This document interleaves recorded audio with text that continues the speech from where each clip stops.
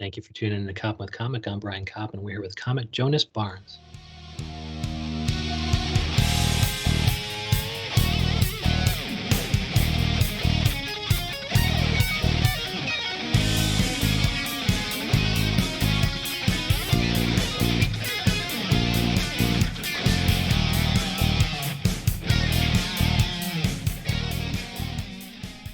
Jonas Barnes, how the hell are you?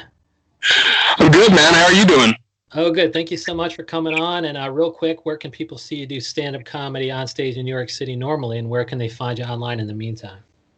Normally, my main club, my home club, is the Creek in the Cave in Long Island City. It's where I produce my weekly show, Okay.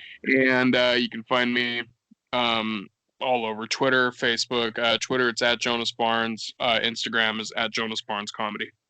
And yeah, so you booked the headliner series at Creek in the Cave? Yeah.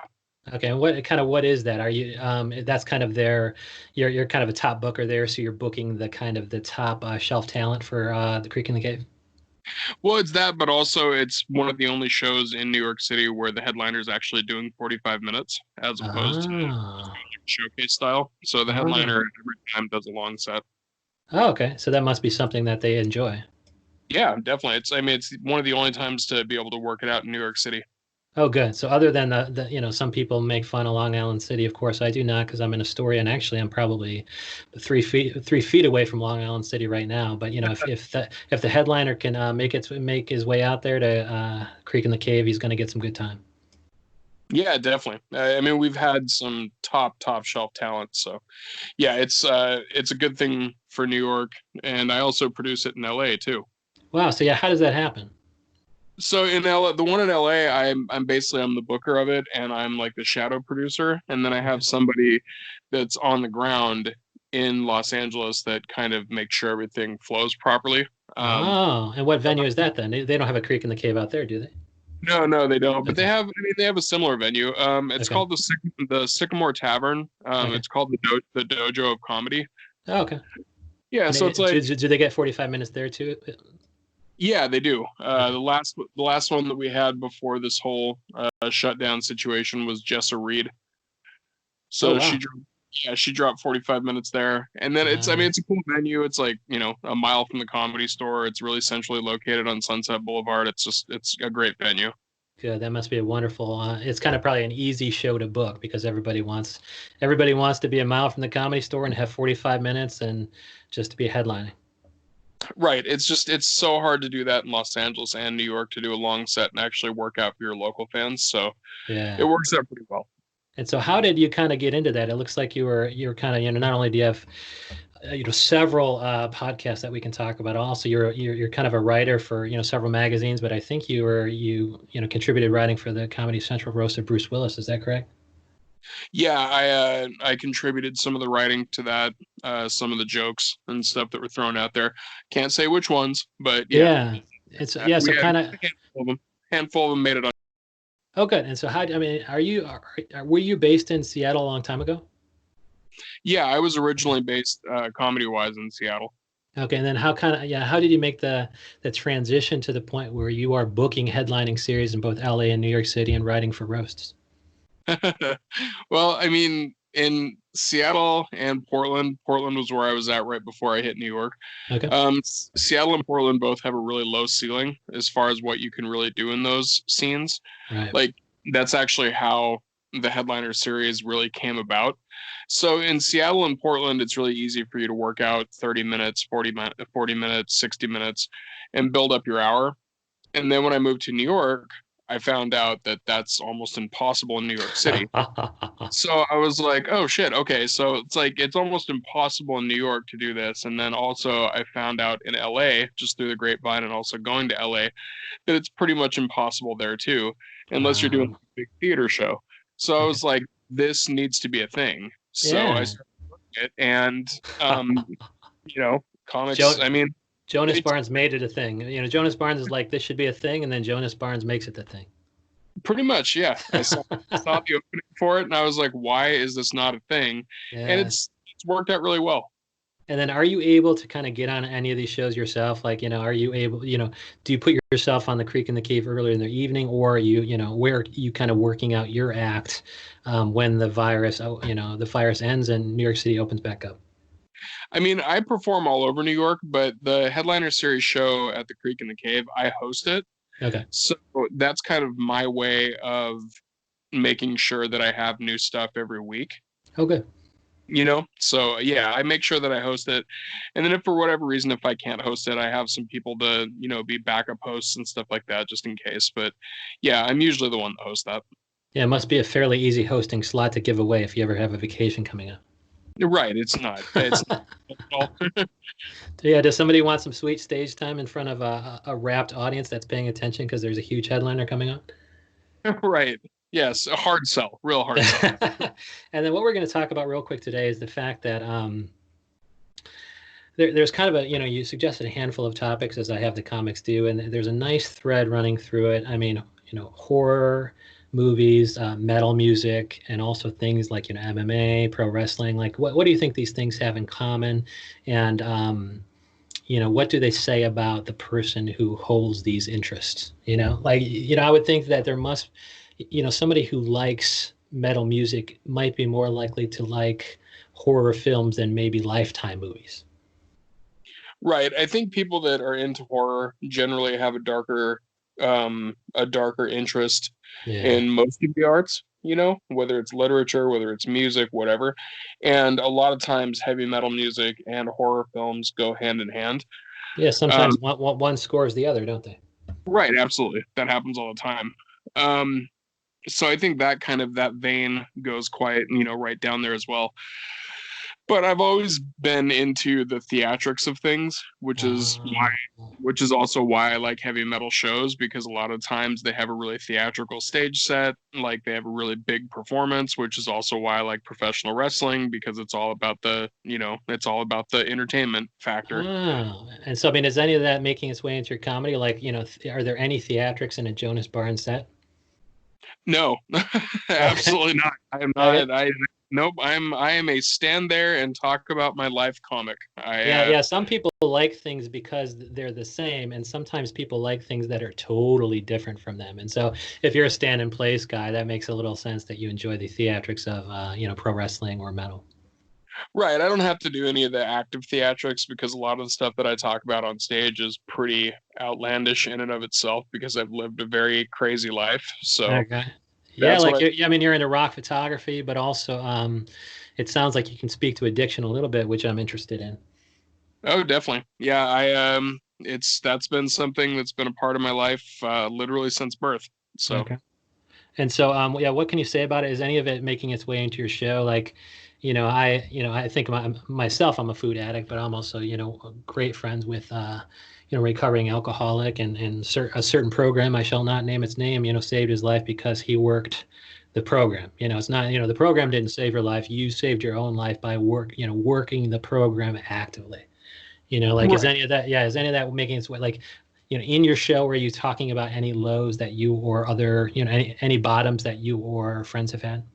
No, absolutely. Yeah, I've talked about my coke addiction. I've talked about alcoholism. I've talked about suicide attempts. I've talked about mental illness, all sorts of stuff.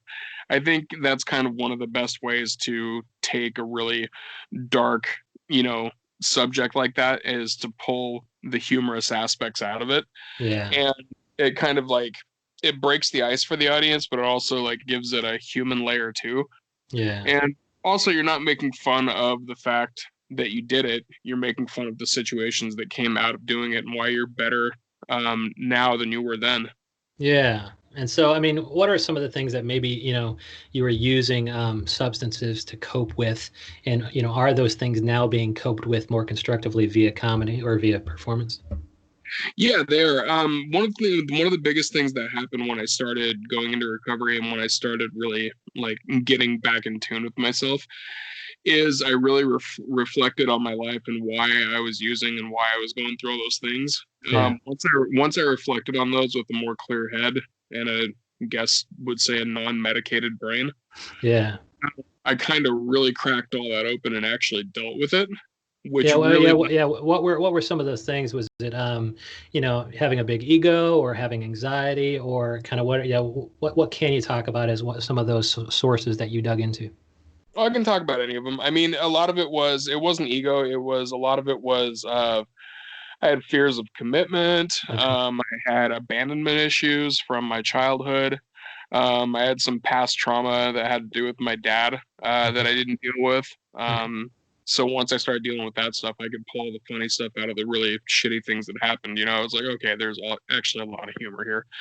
Yeah, and Um, even in some of the shares, people in rooms, I think, from what I hear, and I've been, I think I've been to a couple of AA meetings just because it was, I was going because, I have my own food addiction issues, but, these were, I didn't feel comfortable sharing because these are not my people. Like I want to right. go to interact with other food addicts, except there's just not as many meetings. And so I've been to a couple, and from what I hear though, too, that a lot of the shares, border on comedy. Some of these people almost seem like they're working on material in the room. 100%. I mean, that's very accurate. I mean, a lot of the times, especially when you actually deal with the problems that you had, Yeah. once you actually deal with those things, you actually see the humorous aspects of it. And that's what I started to do. Like the darker it went, I was like, oh, this is terrible, but also this is really funny. And what was the first feeling that you had? First of all, when did you go on, at what point in your recovery did you start going on stage, or have you been doing that much longer than you've been in recovery? I'd been talking about it before I went into recovery, Okay. but then it sort of transitioned into a new layer of the material. Okay. Um, because like when I mentioned that I'm sober on stage, it almost always gets an applause break, and I almost always tell people not to applaud it. like Oh, I'm okay. just I'm like, you don't need to applaud that. Like I shouldn't even be in this situation. Like I always tell them like I'm happy I did it, but I should Yeah. never have had to go here. Like this is not, Yeah. you know. So don't That's applaud funny. it. Just don't do what I did. Because when you look back on how, maybe certain years or days or certain years of your life might have been wasted on the addiction, you're like, man, why the fuck did I have to waste all that time when, I have ultimately saw the light? Why couldn't I have seen the light sooner? Right. And obviously everybody's journey is different, and it takes a different thing for every person. But yeah, whenever I talk about it, I don't make light of the fact that I used to do $200 worth of cocaine a night. Yeah. I don't make it a thing. Like I don't glorify it. But I do talk about the really funny parts of it that happened when I was doing stuff like that. Like there was one thing where it's a very quick thing. I ended up doing it until like 5 in the morning one night Okay. and completely blacked out. And this was in the Lower East Side of Manhattan. Okay. Completely blacked out. I woke up the next day in Central Park. My Lord in heaven, I couldn't walk that sober. I have no idea how I got there. I have no idea what happened in between those hours. Absolutely no idea. All I know is that I woke up curled up to the statue, the Alice in Wonderland statue in Central Park. All I know. At some point, you got the bright idea that, man, hey, I'd like to see that statue right now. Right, absolutely. I have no idea. Wow. Or Let's how hope I that a kindly soul was like, I don't think that this person should be here in the Lower East Side in the condition he's in. Let me drop him in a slightly safer part of New York City. Oh, I'm sure I took the subway or something. I guarantee it. I think Okay. I went on pilot. I probably took the subway. I probably ended up there and was like, this seems like a cool place to curl up and go to sleep. You know? I don't, yeah, even if that was a goal of yours, I don't even know how you found that fucking thing. Like, that's just, I couldn't even find that thing if I wanted to. And I guess one question I have is like, when you get a laugh, telling some of the stories that happened near your bottom or while you were using, what's the feeling that goes through you when you get the laugh? I mean, is there any conflicted feelings there? Like, are you, of course you're happy that they're laughing, but is there anything in there that's also like, man, if these stories are so funny, I should go get some more stories. Like, is there any risk of backslide in talking about these things on stage, or is it just this is your therapy, and if you didn't do this every night, you'd find a less constructive outlet? I would definitely say that there's not any conflicting feelings because the way I look at it is I got one funny story out of 100 things that could have killed me. So the risk reward thing was really not there. It just happened to be that Wow. I can look at all the shit and I can find the one little diamond in there, Yeah, and like and yeah. pull that out. But it doesn't make What me want to go back to all the shit because at any time that could have killed me.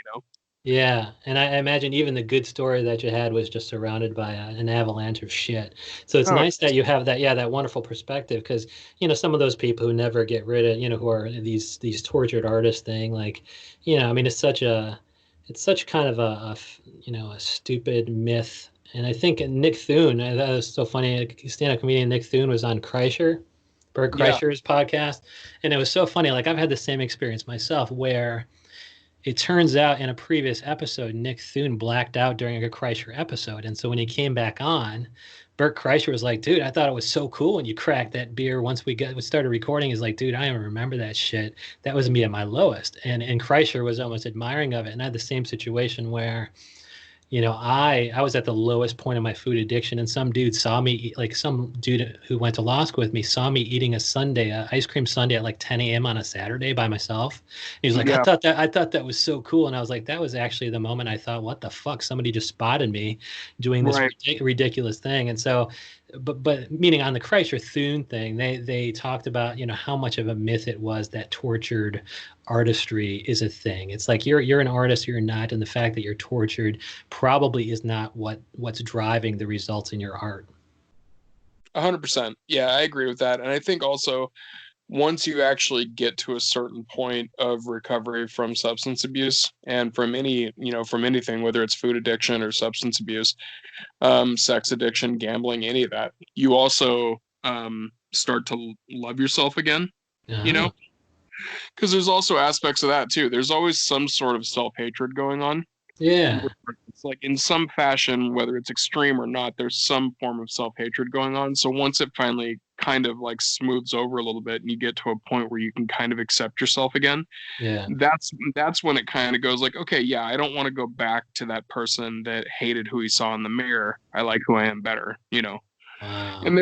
there's lots of ways to look at it, but it's what I finally found out is like I kept on trying to treat the what, so like what the issue was. So like I'm doing coke every day. I need to figure out what that is. It Yeah. was never about that. I was always like what I needed to do was actually treat the reason that I was doing. So So that's what I the why instead of the what. exactly. The Okay. why was the most important thing. And then once I started to figure that stuff out, then it was a lot easier because then it was like, okay, so the reason I'm doing all this is because of this thing. And Right. that's what I need to work on, you And know? then the when happens fairly immediately. Like once you start finding the why, then you're like, man, I got to start fucking dealing with that why right now. And so the when kind of sorts itself out. And kind Yeah. of as far as results in comedy, like have you did you find yourself getting farther because it seems like you're pretty far along. Did you start kind of ramping up the results because you stopped using? Yes and no. Okay. I was able to prioritize things better after I stopped using, which helped a lot. Because when I was using, it was kind of just throw shit at the wall and see what sticks type of thing. Yeah. Uh, but then after I stopped using, I kind of like put everything out in front of me and was like, okay, I need to focus my attention on this, on this, on this. This can wait. This can wait. Like that type of thing. So I would sit there and I would actually just put things in the places that they needed to go. Okay. So anything that needed like immediate attention, I could do that. And then like once Yeah. that's done, then I could deal with stuff that's like farther down the road and stuff like that. Yeah, and So is the reason, it's like jumping in a swamp and wrestling each alligator in turn. Like I find, yeah, the friend who's in recovery, he's doing a lot of those little things that, he's finally tending to the issues that he had long probably neglected. And of course, I'm doing the same thing myself, neglecting them, not addressing them. And so, do you find yourself, okay, this problem cropped up, this tax authority wants to garnish my wages. Let me take care of this immediately. Let me go on a payment plan. Are you noticing that kind of addressing each issue in turn, you're avoiding any creeping anxiety that used to happen with you when you neglected things? yeah, I am. I'm looking at things a lot differently, and then like I'm seeing stuff where if it's like, I used to look at something that like maybe I got a bill that was a $500 bill from like a hospital thing or something like that. Yeah. If you would have looked back 4 or 5 years ago, I would have looked at that and it would have been like the worst thing ever. It'd been like, oh my god, that how am I going to pay that? Blah blah blah blah blah. Yeah. But now if I look at it, it's like okay, it's $500. I can put that on a payment plan, pay it over Yeah. 2 times. Blah blah blah. It's not a big deal. I can get it taken care of and get it out of my life. So And rather than looking at things like a giant pile of stuff, I just started to individualize things yeah. and figure out what could be done quicker. And this needs to be done today. This needs to be done tomorrow. And in doing so, you kind of cleared the deck of all the shit that used to kind of clutter up a mind that's now free to book shows across the country. Right. Yeah. It kind of it frees up the brain a little bit and frees up the time a little bit to figure out stuff and work on things. Wow. Well, that dude, I'm so glad we were able to talk about this because it's nice to know that people can go see your show and not only laugh at the things, the few funny stories that you do have, but you're honest enough with it where you're able to admit that it was that diamond in the rough was piled beneath a rough pile of shit. Yeah, absolutely. Oh, cool. Thank you so much. And then they're going to find these show dates. Jonas Barnes across all social platforms. Yeah, at Jonas Barnes on Twitter, at Jonas Barnes Comedy on Instagram. Yeah. You'll find me on Facebook. You'll probably find me with a picture of Guy Fieri as the profile picture. Yeah, I see a couple. One's your backup account. Yeah, yeah. Yeah, that's the Guy Fieri one. Yeah. The backup account's up and running right now because I said something I wasn't supposed to on Facebook. So. Oh, Jonas Barnes. I mean, you got so far in recovery saying inappropriate things on Facebook. I mean, that's just going to be an impediment to your recovery, right? Right, absolutely. Dude, that's so cool. And then I will check it out. It sounds like, if I want to see a great Creek in the Cave show in Long Island City, which is near me, whenever New York City starts again, you are going to be booking the big old chubby headliner. Chubby in that it's going to be a big old 45 minutes of greatness. Yeah, as soon as the city opens back up and we're doing regular stuff again, it's every Monday at 8 o'clock. A weekly fucking show, man. Only because you have an uncluttered brain are you able to work this hard. Oh, believe me, if I would have tried to do this 4 years ago, I would have been destroyed. It would have been, every 4 years. It would have been an Olympic event instead of every fucking week. God. It would have made me drink so much more. Oh, dude, I love that. Jonas Barnes, thank you so much. All right, thanks, man. Thank you for having me.